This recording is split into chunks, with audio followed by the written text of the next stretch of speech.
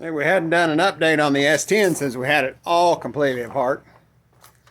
Junior's in there right now. We had to do a little HVAC work getting his blower motor working.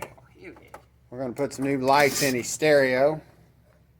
The motor does run sweet. Fire it up, bud.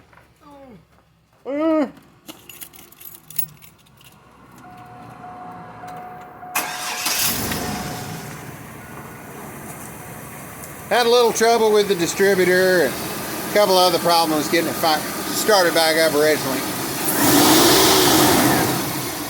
But it does run. It's been running good. He's been driving it back and forth to work. So we're happy with it.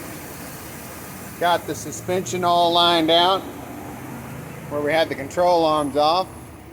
Had a bad relay on the HVAC blower, so we had to get in there and change that.